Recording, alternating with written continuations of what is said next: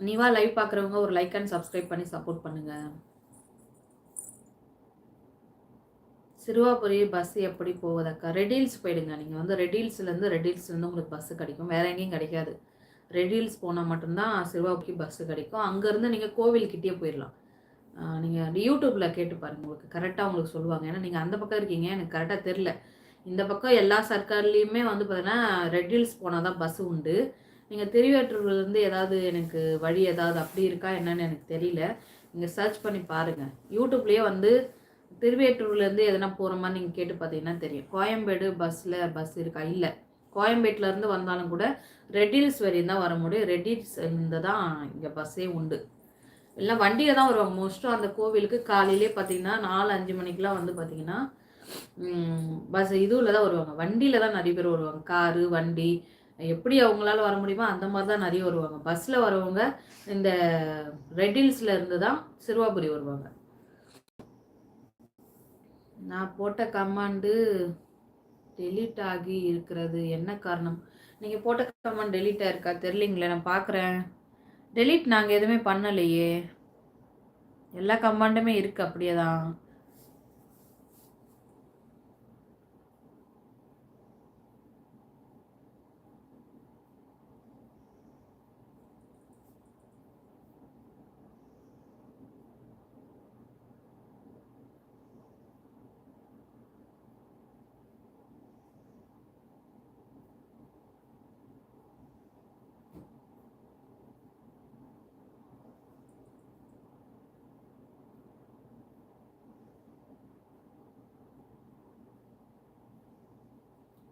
Live பார்க்குறங்க ஒரு like போடுங்க.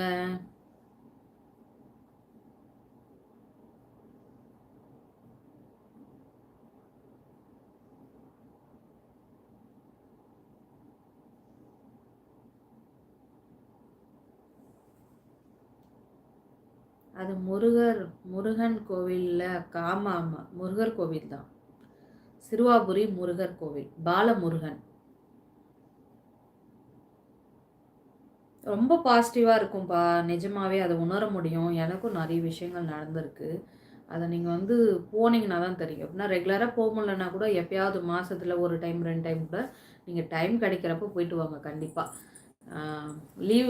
Leave எனக்கு இருக்குது அப்படின்ற பட்சத்தில் உங்கள் கூட யாருன்னா இருக்காங்க, அவங்கக்கிட்ட வண்டி இருக்குது அப்படின்னாலும் போங்க. அப்படி எனக்கு தெரியாதுன்னா ரெட்டில்ஸ்லேருந்து போக முடியும். நீங்கள் திருவேற்றூர்லேருந்து போகணுமான்னு எனக்கு நிஜமாக தெரில. நீங்கள் வீடியோவில் கேட்டு பாருங்கள். திருவேற்றூர்லேருந்து ஏதாவது பஸ் இருக்கா, இல்லை எப்படி போகணும் அப்படின்னு ஏதாவது நீங்கள் கேட்டிங்கன்னா கண்டிப்பாக நிறைய பேர் போட்டிருப்பாங்க. அதேமாதிரி அதோட பாசிட்டிவாக நிறைய விஷயங்களும் சொல்லியிருப்பாங்க. நிறைய பேர் வருவாங்க. அதில் காலையில் வந்து பார்த்திங்கன்னா 4 மணிக்கெல்லாம் வந்துடுவாங்க ஜனங்கள்லாம். ஒரு 8-9 மணி வரையும் ரொம்ப க்ரௌடாக இருக்கும். அதுக்கப்புறம் இருக்க மாட்டாங்க. அன்றைக்கி செவ்வாய்க்கிழமை காலையில் தரிசனம் நிறைய பேர் பண்ணுவாங்க. அதுக்கப்புறம் ஈவினிங் வந்து ரேண்டமாக எல்லாரும் எப்படி வருவாங்களோ அது மாதிரி தான் வந்துட்டுருப்பாங்க. நல்ல ஒரு பாசிட்டிவ் கிடைக்கும். கல்யாணம் ஆகாதவங்களுக்கு கல்யாணம் நடக்கும். வீடு கட்டாதவங்க வீடு கட்டுவாங்க. அது மாதிரி நம்ம உழைச்சி தான் நம்ம எல்லாம் பண்ணுறோம். அந்த பாசிட்டிவிட்டி அங்கே போனால் நம்மளுக்கு ஒரு கனெக்டிவிட்டி கிடைக்குது. அவ்வளோதான். எனக்கு தூக்கம் இல்லாமல் இப்படி இருக்கேன் இல்லையா, நான் நிறைய டைம் இப்போ சொல்கிறேன் இல்லையா, முருகர் கோயிலுக்கு நான் போயிட்டு வந்து முருகா நான் என்னை வேண்டிப்பேன். அதே மாதிரி வந்து முருகா நான் இப்போ கோயிலுக்கு வரேன், எனக்கு தூக்கமே வரமாட்டேங்குது, என்ன பிரச்சனைனே தெரியல, எனக்கு நல்லா நானும் தூங்கி நான் நல்லா எல்லாரும் போல் இயல்பாக நானும் நல்லா இருக்கணும் அப்படின்னு நினைப்பேன். அந்த கோயிலுக்கு போயிட்டு வந்தோடனே பார்த்தீங்கன்னா எனக்கு ஒரு 1 மாதம் 2 மாதம் நிஜமாகவே பிரச்சனையே இருக்காது எனக்கு. எந்த பிரச்சனையுமே இருக்காது. அது என்னன்னு நம்மளோட மைண்ட் செட்டுன்னு கூட வச்சுக்கலாம். நம்ம எதை நம்புறோமோ அதுதானே நம்ம பாசிட்டிவிட்டியா எடுத்துப்போம். அது மாதிரி நம்ம நினச்சிக்கலாம். போயிட்டு வந்ததுக்கப்புறம் நான் நல்லா இருப்பேன். அது எப்படின்னே எனக்கு தெரியாது. நான் ஒரு சிம்பிளான ஒரு விஷயம் தான் சொல்கிறேன். குழந்தை இல்லாதவங்களுக்கு, நிறைய நோய் வாய்ப்பட்டவங்களுக்கு எல்லாருக்குமே சரியா இருக்கு. அது நிறைய பேர் வந்து வீடியோ மூலியமா கூட நிறைய பேர் யூடியூபர்ஸ் போட்டிருப்பாங்க. நிறைய செலிபிரிட்டிஸ்லாம் கூட போயிருக்காங்க அந்த கோவிலுக்கு. நிறைய பேர் அத சொல்லியிருப்பாங்க அந்த கோவில பத்தி.